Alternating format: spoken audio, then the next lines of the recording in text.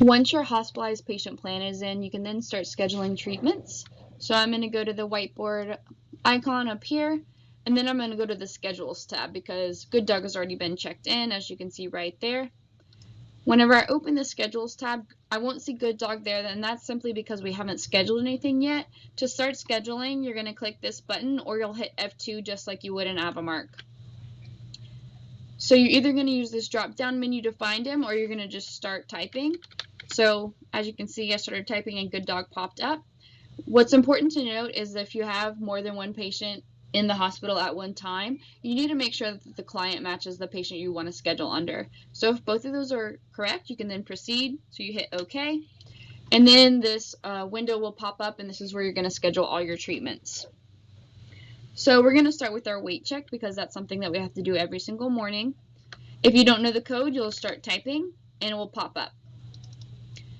Weight checks are done every single day, every morning, so repeat's going to be the amount of times. Because we schedule for the patient to be here for 20 days, it's going to be 20.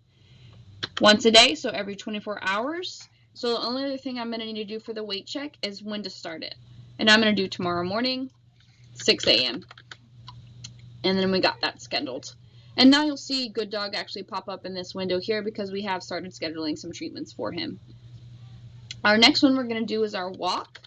And this is where we're going to mark, when they use the bathroom. Every patient should be at least walked every 8 hours. If the patient is on fluid therapy, however, we would like them to be walked every 4 hours. And then obviously your doctor will tell you if it needs to be walked more often than that.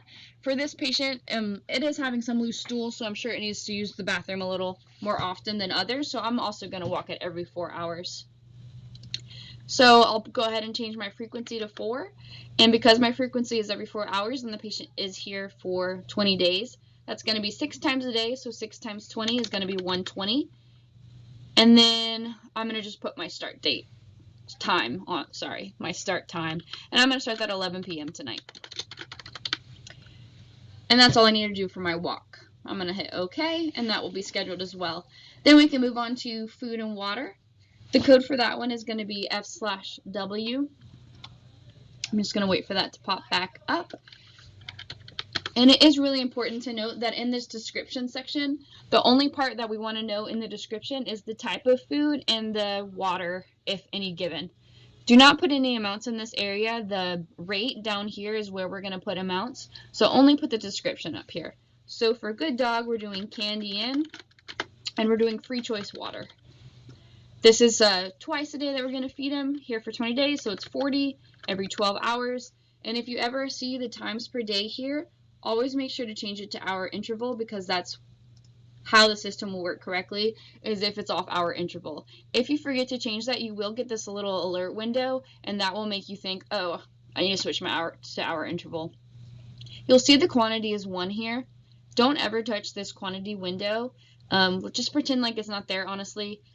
It's kind of confusing, but just wipe it out of your mind. So the actual amount that we're going to put in is going to be under rate, and everything has to be under decimals in order to be put in. So for 1.5 cans, I'm going to do 1.5, and this is where I can put what it is, so cans. For root, we're going to go in the mouth, obviously, and because he's already been fed tonight, we're going to start tomorrow morning, let's say at 8 a.m. And that's all I need to do for my feedings. After that's been scheduled, we can start doing medications. All medications start the same way. There's meds codes, meds 1 through meds 6. So depending on the amount of medications the patient has, you just need to make sure each medication itself is under its own code. So for metronidazole, we're going to start it as meds 1. But let me just show you the different options. Here we go. So number 1, 2, 3, 4. Metronidazole is going to be just 1, but say we did Indrazorb as well, that would be under meds 2. So let me start with meds 1. This is where I'm going to actually delete all of this part right here, and I'm going to put what it is. So it's metronidazole, 500 milligrams. It's always good to put the milligrams in there just so we know we are giving the right one.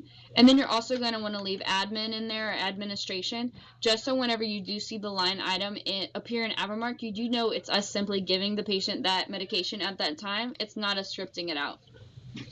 Metronidazole is always a twice-a-day medication, and we're doing it for 1 week, so it's going to need to be repeated 14 times every 12 hours, and I'm going to change the hour interval again. Then I'm going to skip quantity and go straight to rate, which is the amount given. It's going to be 1 tablet, and it's going to go in the mouth. And we're going to start that tonight. I had it at 10 on my patient plan. We'll start it at 10:30, and I can adjust that later.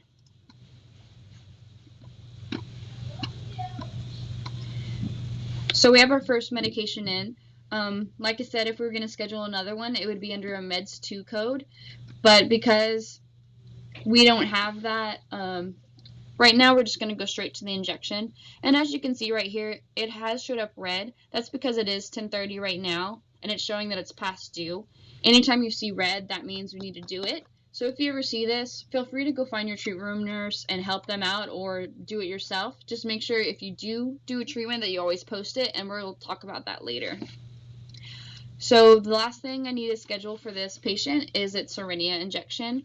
And injections are a little bit different than other medications because it is a charge associated with it. So you do need to always make sure that the user right here is underneath the doctor.